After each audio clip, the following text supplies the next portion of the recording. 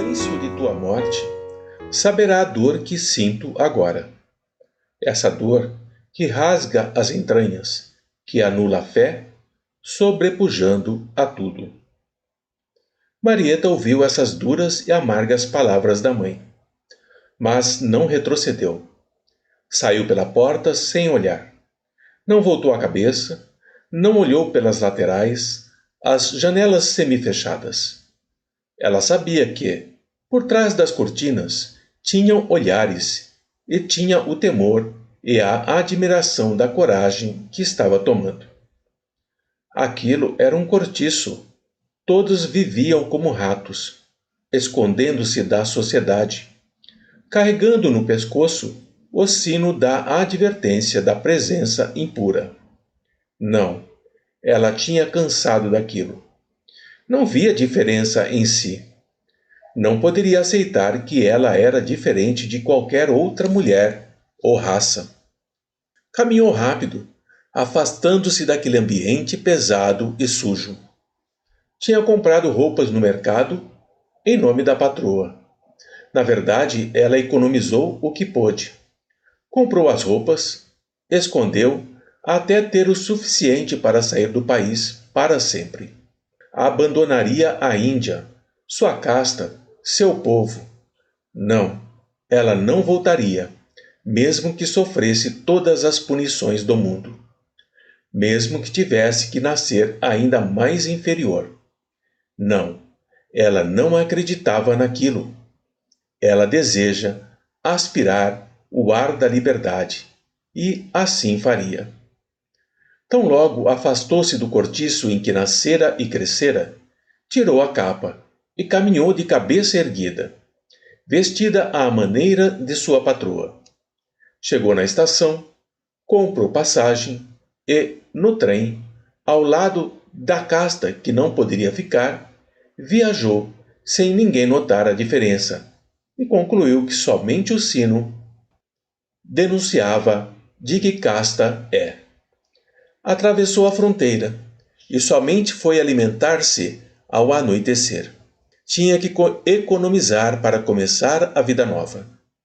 No vagão de refeição, não sabia muito bem o que escolher, porque toda a sua vida recebeu apenas as rações permitidas para o seu povo.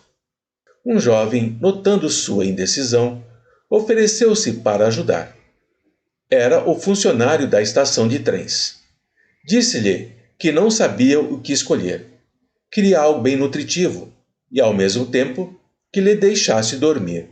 Comentou, sem sorrir, atrás do seu véu. O moço sugeria verduras e legumes, e assim ela escolheu. Se sentou à janela, foi comendo devagar, olhando as estrelas. A escuridão da noite tinha um brilho maravilhoso. Ficou o máximo que pôde ali, e depois voltou ao seu lugar. Não tinha leito, era pobre, e as poltronas do trem não ajudavam em nada.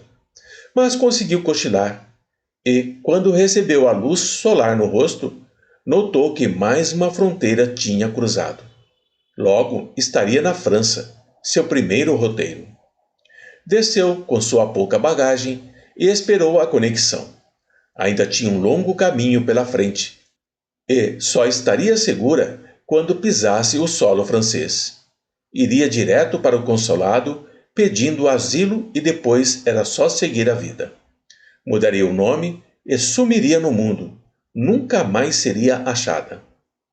Foi cansada e com fome que pisou o solo francês. Era noite, e por isso ficou na estação mesmo. Tinha pequenos quartos para quem quisesse continuar. E foi com esse pensamento que ela dormiu profundamente. No dia seguinte, pediu várias informações e conseguiu ficar num pensionato não muito diferente do seu próprio cortiço. Mas logo arrumou trabalho e começou sua luta para legalizar sua condição no país. Pediu sim asilo e pediu cidadania. Explicou o motivo e, com o trabalho de várias casas, foi firmando-se. Aprendera que, se quisesse desaparecer na multidão, teria que mudar seus hábitos e vestuário. Logo ninguém a reconheceria. Não cortara os cabelos, mas abandonou os lenços e não cobria-se mais. Usava a roupa da moda francesa, com discrição, e com esforço e coragem entrou na escola. Era analfabeta e foi aprendendo o idioma. A escrita, primeiro francês, depois inglês, por fim italiano. Entrou para uma agência de turismo e logo estava viajando. Conhecia o mundo, mas recusava qualquer trabalho que envolvesse a Índia. O tempo foi passando, ela tornou-se uma profissional muito séria e respeitada. Não tinha nenhum relacionamento e não comunicava-se com sua casa. Deixara o passado enterrado. Numa viagem para os Estados Unidos, apaixonou-se pela América e pediu transferência. Agora era uma francesa em solo americano. E, por fim, a vida passou diante de si com coragem e persistência. Ela tinha mudado de vida, acabado ou rompido com a barreira de casta, e era uma mulher livre. Até mudou o seu nome. Mas, por outro lado, muito ainda havia do tempo do cortiço. Não conseguia comer o que era proibido por sua religião de origem. Evitava relacionamentos com medo de contaminar-se e contaminar. Não seguia nenhum outro culto porque tinha medo de deixar seus deuses. E a pena no inferno seria ainda pior. No fundo, Maria era uma prisioneira de si. E, talvez, as palavras da mãe tivessem algum sentido no silêncio de sua morte. Nisso, a mãe acertara, pois era uma pessoa sozinha. Caminhando pelo parque de Nova York, pensativa, ela sentou-se num banco. Era um dia mais frio. Logo o inverno daria o sinal e todos começariam a preparar-se para a festa cristã. Eram dias difíceis para ela, pois não entendia esse ritual e levava a vida normalmente, causando estranheza em todos.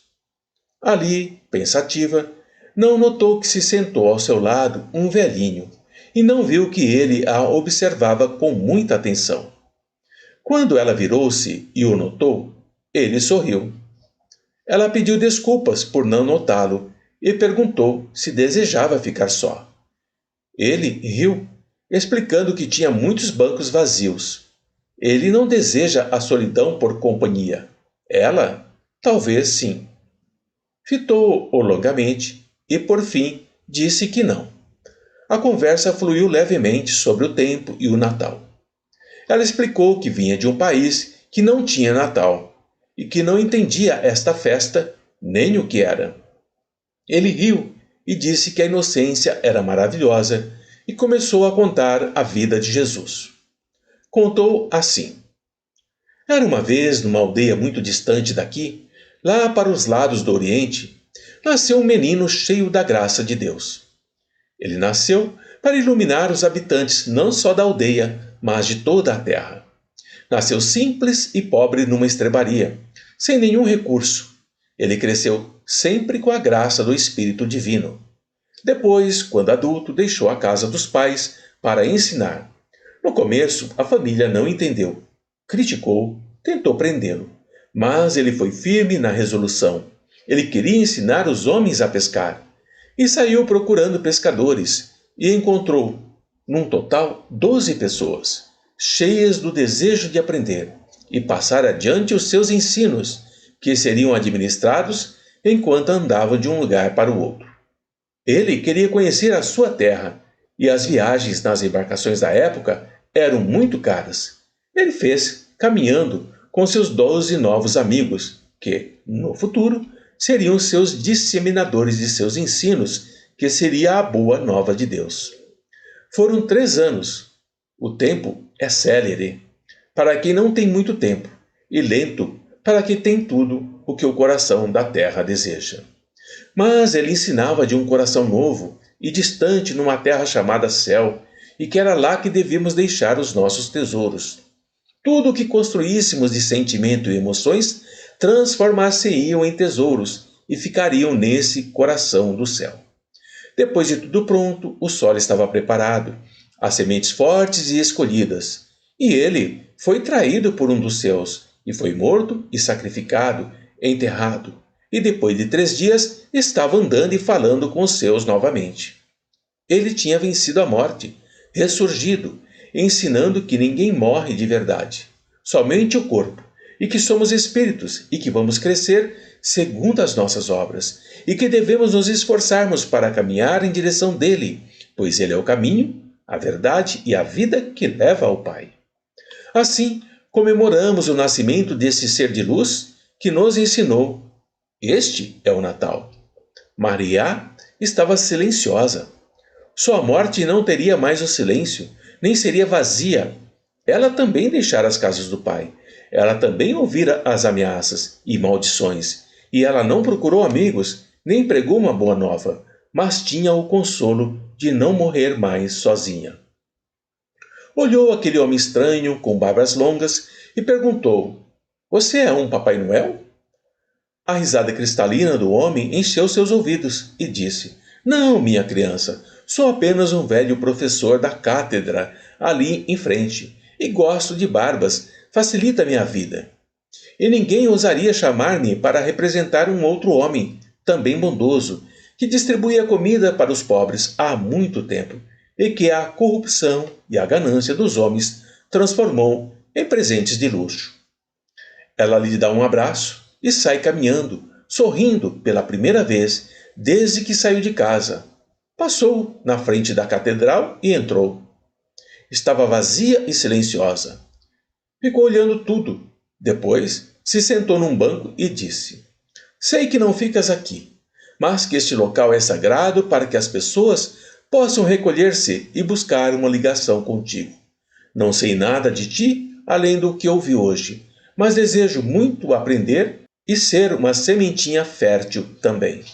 Não sei orar para você, apenas para os meus deuses. Nem quero dizer que estou fazendo uma troca, mas estou agradecendo a paz que deste ao meu coração cansado e a alegria de que não morrerei no silêncio. Desejo firmemente a vossa companhia de agora até os fins de meus dias. E se puder salvar-me do inferno dos meus deuses, e se puder evitar que eu nasça como rato, eu ficaria eternamente grata. Sei que é um pedido egoístico, mas Jesus, tirando o ato que abandonei minha nascença, eu nada de erros cometi. E perdoe-me, mas a única coisa que desejo mesmo é que minha morte não seja num silêncio. Eu quero sim a festa daqueles que já partiram." Ficou em silêncio. Seu coração encheu-se de uma paz divina e ela saiu. Maria nunca casou, não teve filhos, trabalhou até não poder mais, nunca cometeu um só erro e distribuía o que podia com a pobreza do país que vivia. Tinha sua própria casa e era um abrigo para quem tinha a coragem de mudar de vida. Desde o dia da catedral, transformara-se numa pescadora e nem notou. No dia de sua morte, o choro dos socorridos e o pesar era substituído pela alegria e pelas festas daqueles que já tinham partido. Agora ela era uma mulher, ou melhor, um espírito verdadeiramente livre. A música suave que ouvia enchia seu coração de paz e de alegria. A cada um segundo as suas obras.